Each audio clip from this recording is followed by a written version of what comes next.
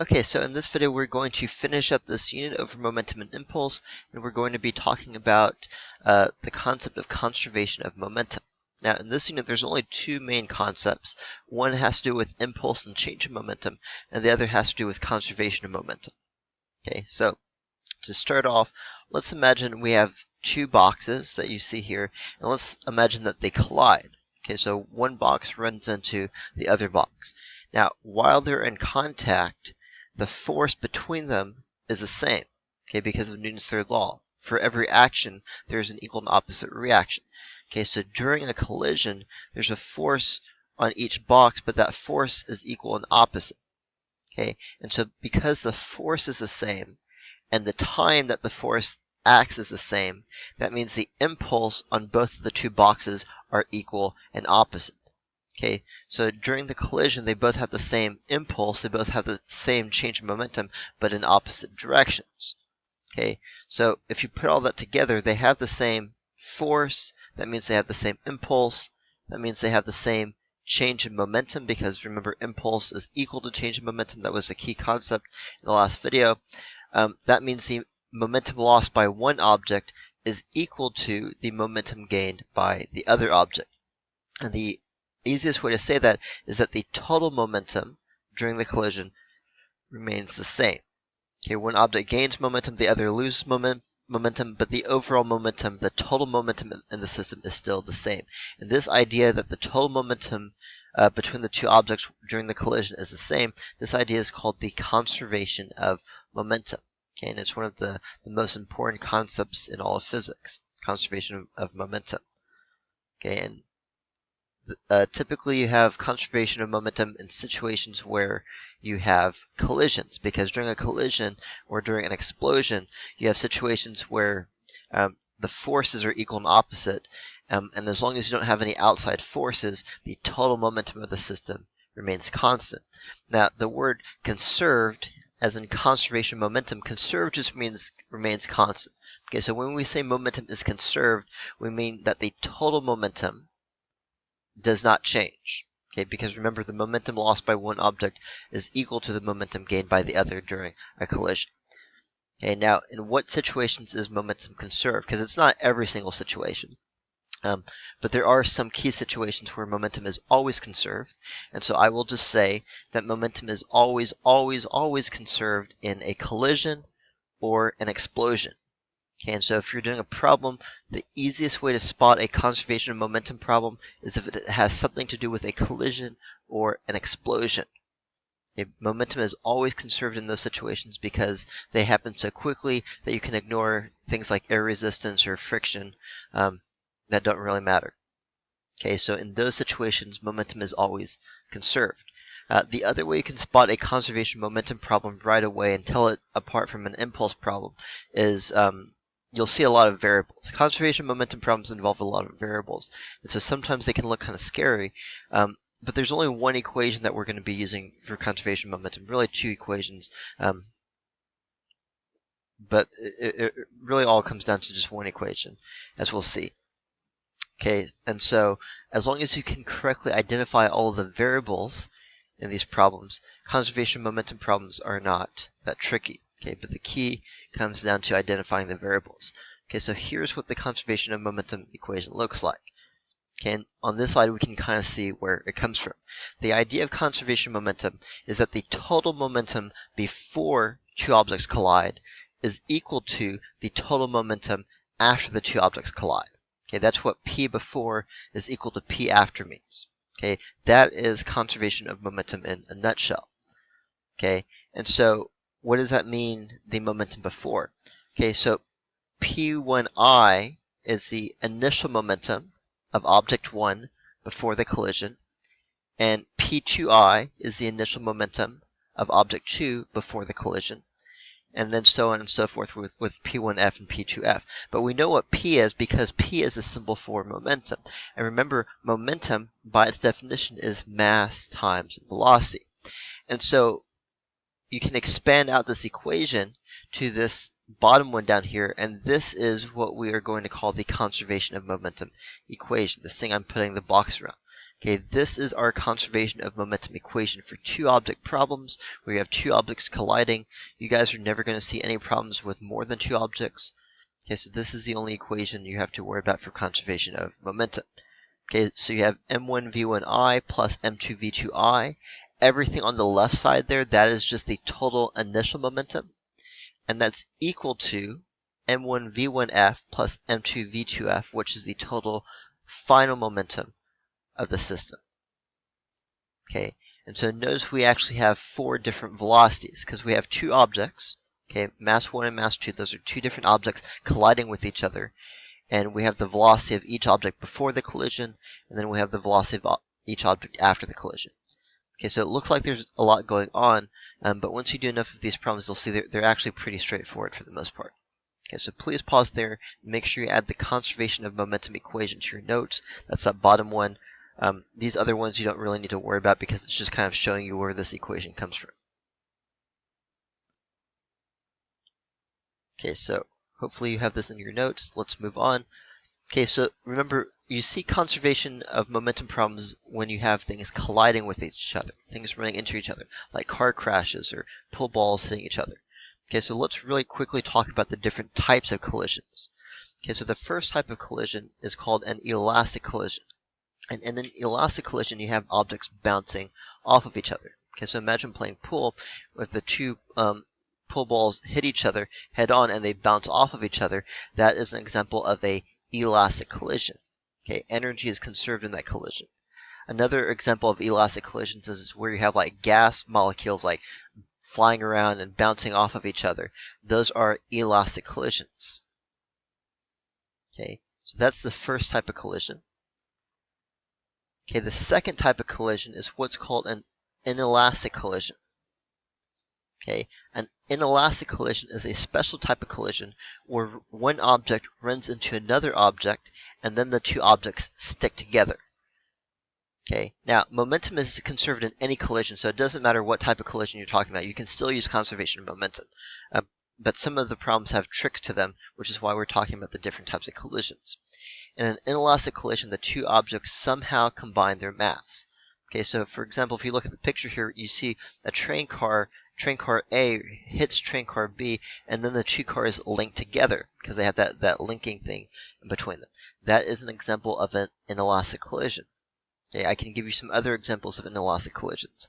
Let's say you're playing football and one player tackles another player, and the person doing the tackling wraps up the person they're tackling. Okay, if they combine their mass in any way, that's an inelastic collision. Okay, so if you're holding onto the person as you tackle them, that's an inelastic collision. Another example would be, let's say, I don't know, you throw a baseball at somebody and the person catches a ball in their glove. Okay, that is an inelastic collision. An inelastic collision is any type of collision where the two objects combine masses after they collide. Okay, one time on an AP Physics problem, I saw like Tarzan swings down on a rope and like runs into Jane and like carries her off to safety. That's an example of an inelastic collision because their masses combine afterwards. Okay, but the key idea is that they stick together after the collision. Okay, so that is an inelastic collision. Okay, so elastic collision, energy is conserved, the objects bounce off of each other. Inelastic, the objects combine their masses in some way. The last type of collision is what's called a recoil problem or an explosion.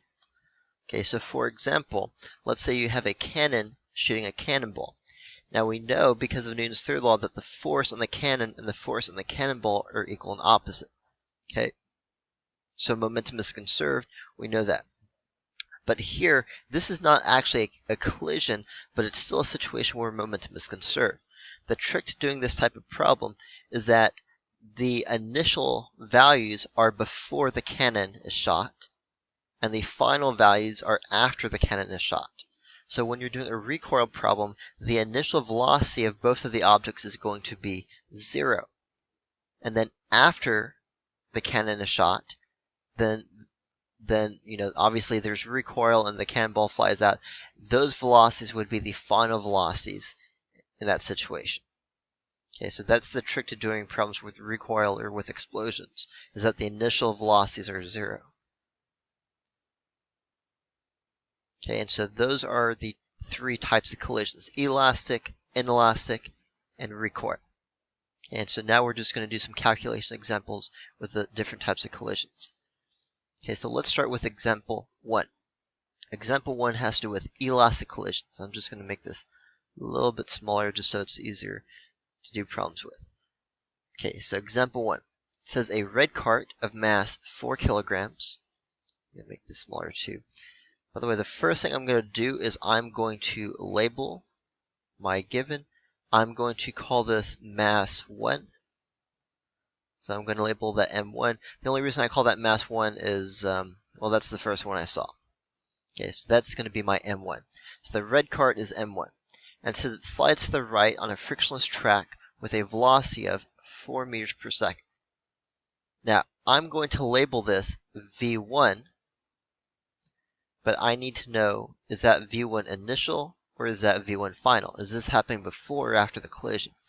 The next few lines say it collides with, so in other words, it's traveling at 4 meters per second before the collision, so I'm going to label that 4 meters per second V1I. It collides with the stationary blue cart of mass 1 kilogram. So here's my second object. Conservation of momentum problems always involve 2 objects. I'm going to label this M2, and the word stationary means it is initially at rest. And we all know what that means. That means V2, that is the velocity of object 2, that's the blue cart, V2 initial is equal to 0 because it's stationary before the collision. After the collision, as soon as I see after the collision, that means everything that comes from here on out is going to be a final velocity. It says the blue cart has a velocity of 8 meters per second. Now, I called the blue cart mass 2. That's what I called it right up here, okay, M2. So that means this is going to be V2 final. Okay, it's final because it's happening after the collision, and it's V2 because it's happening to object 2. And the question says calculate the velocity of the red cart after the collision. So the red cart is object 1. Okay, so it's V1, and after the collision means I'm looking for V1 final. Okay, conservation momentum problems are typically pretty straightforward as long as you correctly identify your givens. Okay, so here's my conservation of momentum equation. I have M1 V1I plus M2 V2I equals M1 V1F plus M2 V2F. And now all I need to do is plug into my conservation momentum equation and solve. Okay, so M1 is 4, so I do 4 times V1I, that was 4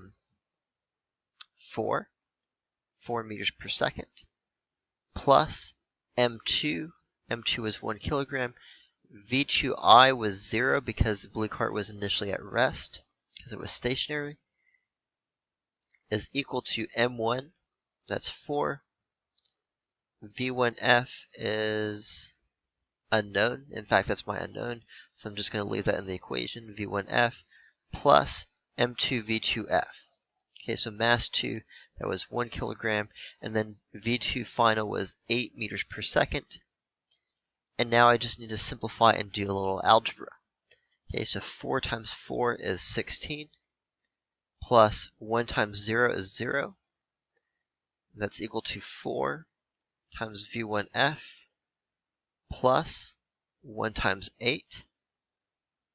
I want to get V1F by itself. So I say, okay, what's being done to V1F?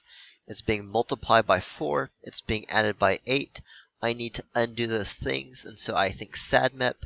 I think subtract first if I can. And I can. Okay, so minus 8 from both sides. I do that first.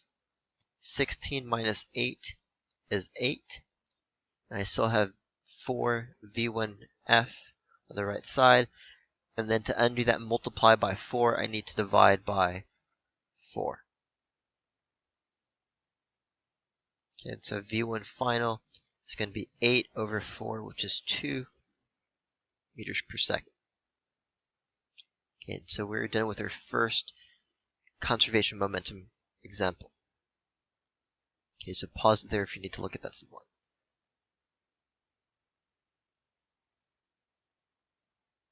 Okay, by the way, one application of this would be in car accidents, and so after there's a bad car accident, they can investigate the tracks on the road and figure out the velocities of the cars after the collision. And then using conservation of momentum, you can figure out how fast the cars were moving before the collision. And it's obviously more complicated than this, but that would be one way you could apply conservation of momentum in real life. Okay, so make sure you have that added to your notes. I'm going to erase this. Okay, let's take a look at another example. I'm going to take a look at example 2. Example 2, so here we have an inelastic collision. Now, inelastic collisions have a trick to them that I will show you. And it says a red lab cart of mass 2 kilograms. So as I go through these problems, I'm immediately identifying my givens. I'm calling this mass 1 just because that's the first one I saw. So the red cart is mass 1, and it's pushed to the right at 12 meters per second. Now be careful, because if it's going to the right at 12 meters per second, that means the velocity, the initial velocity, is going to be 12 meters per second. Keep in mind, to the right is the positive direction. Okay, so it's v1 because it's happening to object 1, and that's how fast it's moving before the collision. Then it says it collides with a blue lab cart of mass 4 kilograms, so this is going to be my mass 2, traveling in the opposite direction. This word is important because it says it's going the opposite direction at 9 meters per second. But if it's going in the opposite direction, that means that 9 meters per second should really be negative. And so that is a big old context clue right there where they say opposite direction, because velocity has direction. So if you're going 9 meters per second to the left, that means your velocity is actually negative 9 meters per second. So I'm going to call this negative 9 meters per second, and that's going to be v2i. I don't know why I just drew a line there.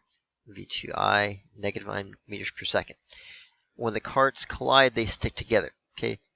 Anytime you see an object sticking together, it's an inelastic collision, automatically. Okay, now there's a trick to doing these types of problems. Here's the trick.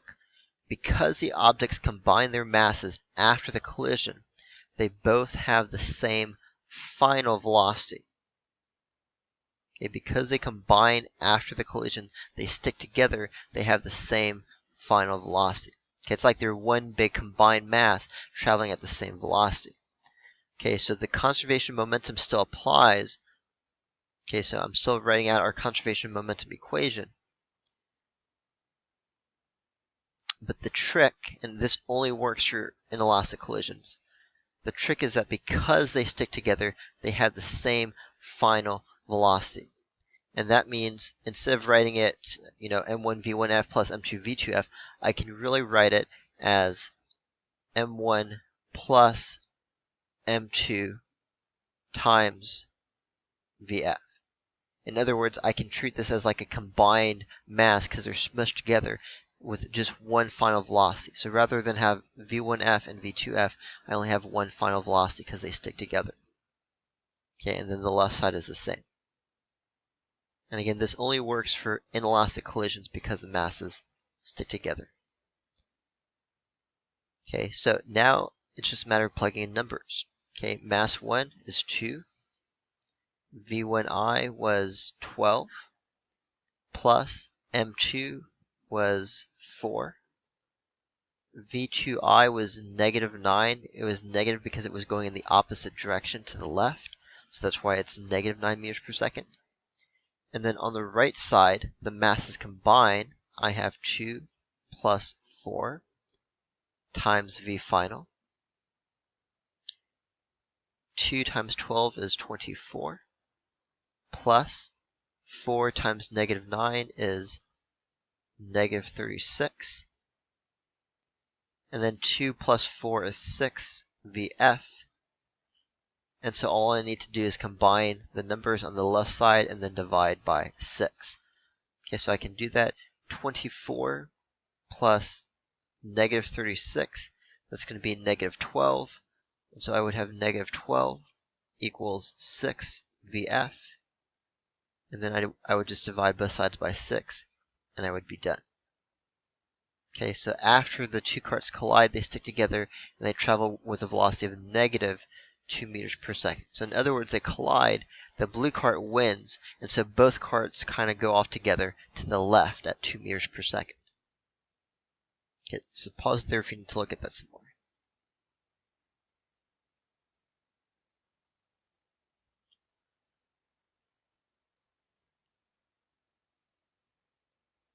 Okay, so I'm going to erase this. I just want to see two more quick examples.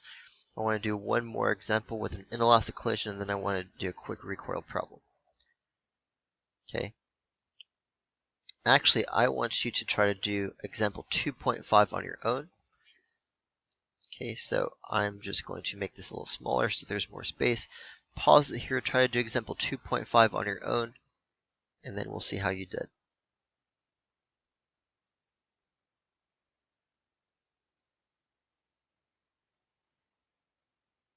Okay, so hopefully you got the correct answer for example 2.5, and you can check your work with what you saw on Edpuzzle. Okay, so the last one I'm going to do on my own is example 3. This is a recoil problem, and the trick for recoil problems is to remember that the initial velocity of both objects is 0. Okay, so the question says a rifle with a mass of 0.6 kilograms. Right away I label that mass 1 because that's the first mass I see. Okay, so M1 shoots a 0.002 kilogram bullet. Okay, so that's mass 2 with a velocity of 500 meters per second. Okay, so that's the velocity of the bullet, so that's V2, but it's V2 final because the initial velocity of the bullet was 0. Before the bullet is shot, it's obviously not moving, and so V2 initial is 0, just like V1 initial is 0, because the rifle is also not moving before it's shot. Okay, so when you have a recoil problem, remember all the values you're given are after the collision. It's not really collision, but after the bullet is shot. So when we're asked to find the recoil velocity of the rifle after it's shot, they're asking us about V1 final. That's the unknown. So even though it's not a collision per se, conservation momentum still applies. We can still write the equation out. But when you have a recoil problem like this, or an explosion problem, V1I and V2I are both 0, which basically means we have a big fat 0 on the left side of this equation. And all we have to worry about is the numbers on the right. Okay, so we have 0.6 times V1 final, that's our unknown, plus 0.002, that's M2, that's the mass of the bullet, times V2 final, which was 500. Okay, and so I'm going to go to my calculator, and I'm going to type in 0.002 times 500, and that gives me 1. Okay, so I have 0.6 V1F. Don't forget this left side is just 0. Plus 1. And so to get V1F by itself, I'm going to subtract 1 on both sides. Boop. 0 minus 1 is negative 1. And because I'm multiplying by 0.6, I want to divide both sides by 0.6. And so I'm going to divide both sides by 0.6. And I get the recoil velocity is negative 1.7 meters per second. I just rounded to 1 decimal place. Now, why is it negative? Well, because the recoil is backwards. So in other words, if you shoot a bullet one way, the recoil from the rifle goes in the opposite direction. Okay, and so that's why it's negative. Okay, so you've now seen examples from all three types of conservation momentum problems, and you've done an inelastic collision problem on your own. We're now done with this unit. Okay, please feel free to rewatch parts of this video as needed on YouTube, or let me know if you have any questions, but you should now be able to do your practice assignment with conservation of momentum. As always, please let me know if you have any questions, and I'll see you guys in the next video.